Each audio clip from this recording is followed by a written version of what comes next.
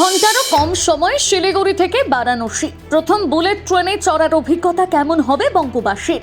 চোখের নিমেষে বিমানের থেকেও কম সময়ে পৌঁছে দেবে বুলেট ট্রেন। কিভাবে দেখুন এই ভিডিওতে। 18 ঘন্টার জার্নি হু হু করে শেষ হয়ে যাবে মাত্র 2 ঘন্টা 55 মিনিটের মধ্যে। সৌজন্যে বুলেট ট্রেন। বিস্তারিত দেখুন কোথা থেকে কোন পর্যন্ত চলবে এই ট্রেন, কবে থেকে পাওয়া যাবে এই সুবিধা। এর সঙ্গে থাকছে কলকাতার বুকে একগুচ্ছ নতুন মেট্রোর ঘোষণা। 2026-27 অর্থবর্ষে বাজেটে বাংলা কি পেল? এর সবথেকে ভালো উত্তর হতে পারে বুলেট ট্রেন। প্রথমবার বাঙালি চড়বে বুলেট ট্রেন, আর বুলেটের গতিতে পৌঁছে যাবে গন্তব্যে।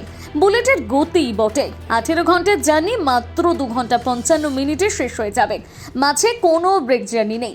বাজেট ভাষণে কেন্দ্রীয় অর্থমন্ত্রী নির্মলা সীতারামন ঘোষণা করেন দেশের 7টি নতুন হাই স্পিড রেল করিডোর তৈরি হবে। তার মধ্যে একটা পাচ্ছে বাংলা। এই করিডোর চালু হলে উত্তর ও পূর্ব ভারতের মধ্যে যোগাযোগের এক নতুন দিগন্ত খুলে যাবে। এই ট্রেন চলবে শিলিগুড়ির বারাণসী রুটে ভায়া পাটনা, অর্থাৎ পাটনা হয়ে শিলিগুড়ি থেকে বারাণসী যাবে।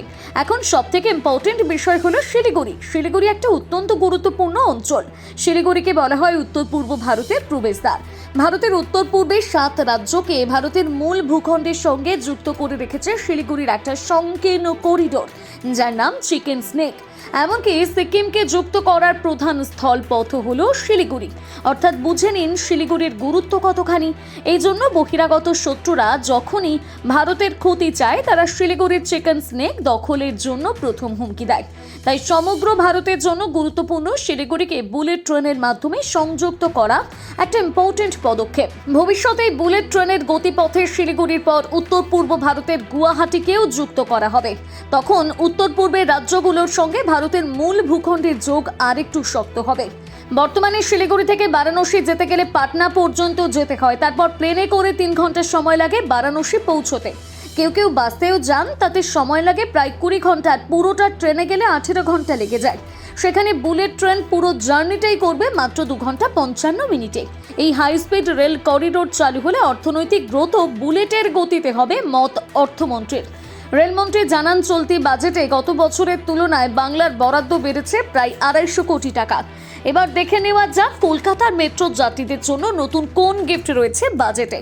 রেলমন্ত্রীর দাবি, 40 বছরের কলকাতা মেট্রোর বিস্তার হয়েছিল মাত্র 27 কিলোমিটার, অথচ 2014 সালের পর গত 11 বছরে তা বেড়ে হয়েছে 45 কিলোমিটার। এমনকি চিংড়ি ঘাটায় মেট্রোর কাজের অনুমতি দেওয়া হচ্ছে না বলে রাজ্য সরকারকে দুষলেন রেলমন্ত্রী। এদিকে জোকা এসপ্ল্যানেড পার্পল লাইনের মেট্রো যাত্রীরা খুব তাড়াতাড়ি সুখবর পেতে পারেন।